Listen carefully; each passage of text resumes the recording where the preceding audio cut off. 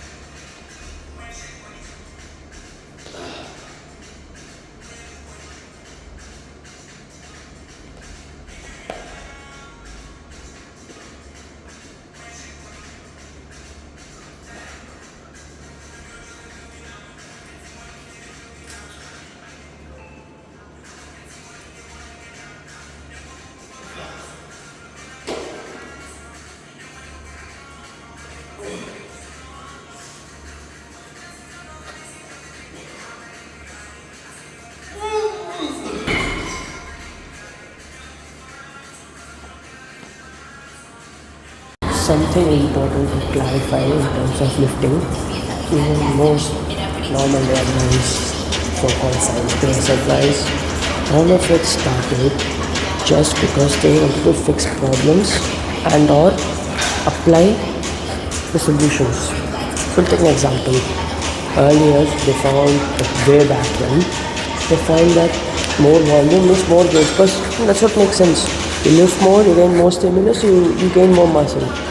And that, when pushed to its extreme, is what led to things like Arnold going to the gym 2-3 hours a day, twice a day. But then when people found out that this was extremely fatiguing and not at all replicable, we started pushing towards lower volume. But then it got to a point where now we have done the same thing again. And they found out high volume was good, so they went super high volume. And we found out that lowering the volume was good. Now we have gone super low volume, 1 to 2 sets. Now, nothing wrong with training 1 to 2 sets. But you would be objectively wrong if you think that doing 2 sets will give you more gains than doing 3 sets. And now it's come to a point in lifting where 3 sets is like Voldemort, you cannot say it. It's either you do 2 sets, 1 set, or you don't lift at all. You say anything about that is very cardio. You can do 10-15 reps, 3 sets, nothing wrong, you still gain muscle.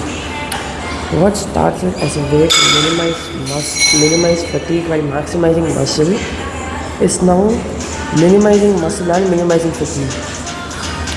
Instead of what will make you grow maximally, it is now how little can I do to grow, which we see now has started really affecting how people lift. If you want to do 3 sets of something, go ahead and do 3 sets of it. If you want to do 4 sets, do 4 sets. You will still grow.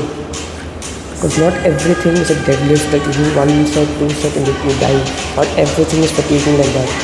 You can do more than 2 sets, you can do more than 10-15 reps, it's completely up to you. The thing is, they find a study that, let's say for example, a study that says a certain variable like training time, and it's at this time you gain the most muscle. What they don't know in that study is that except for that one variable, everything else remains same.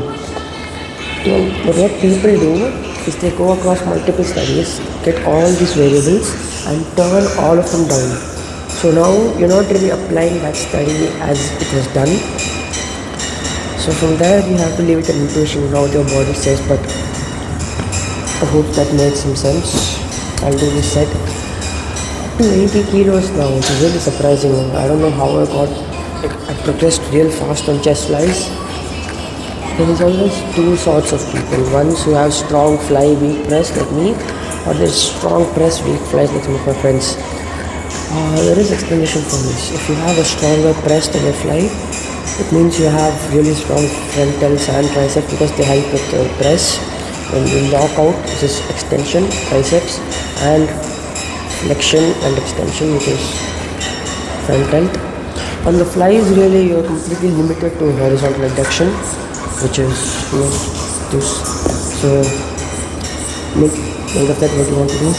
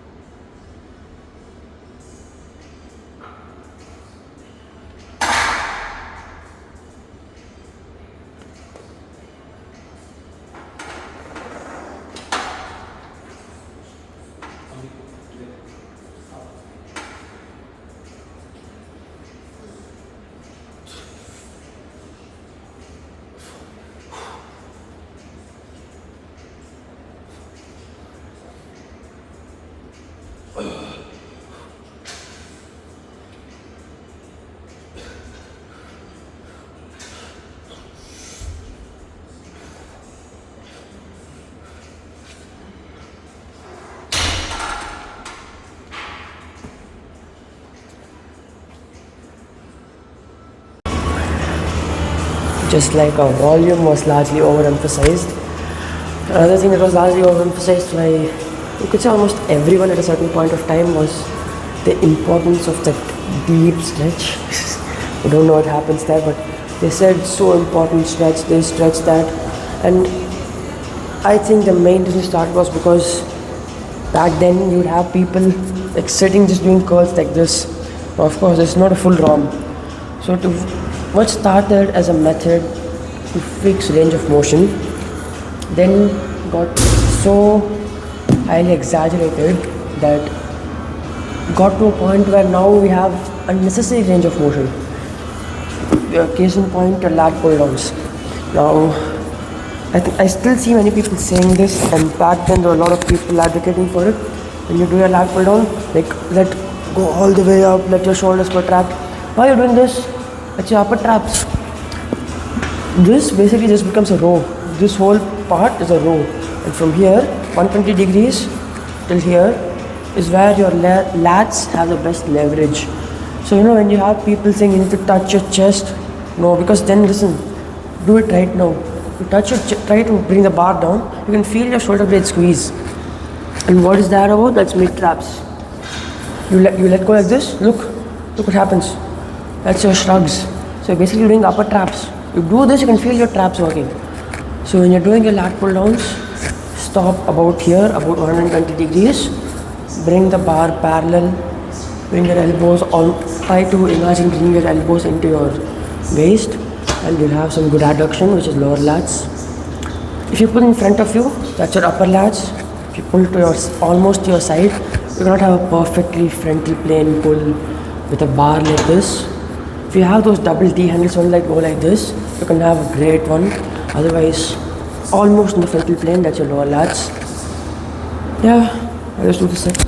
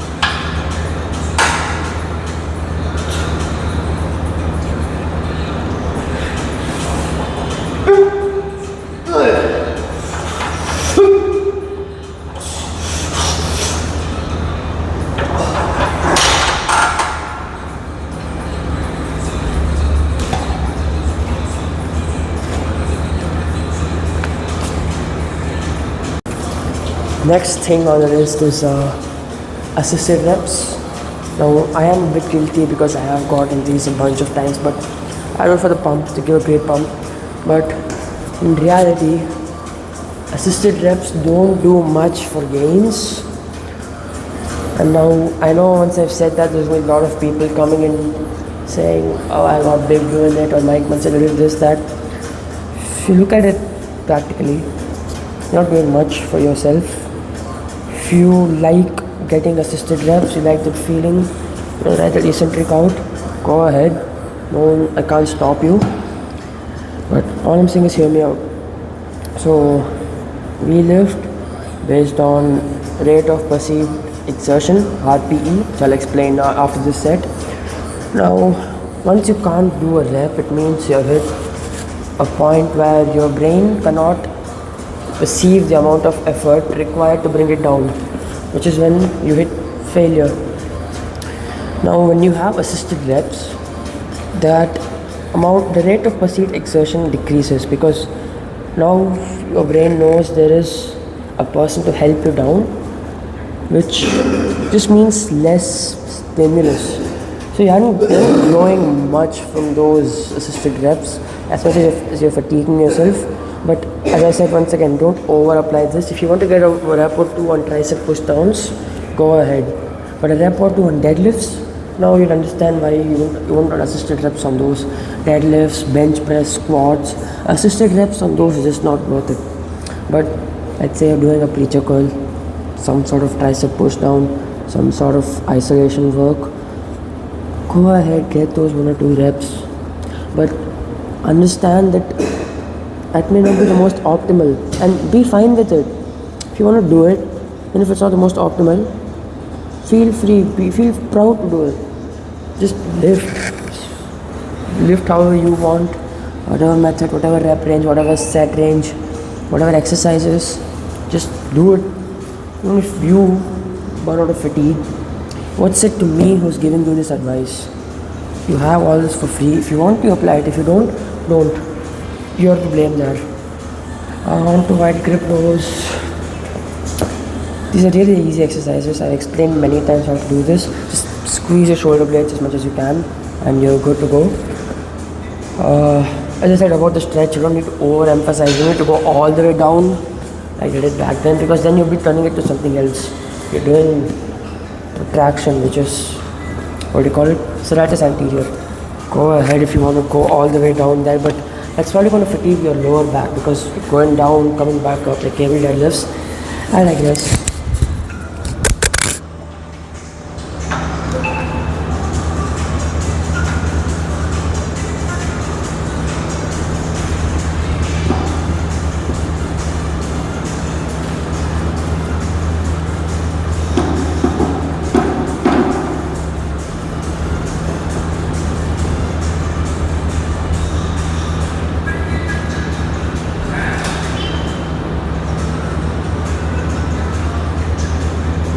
Third one.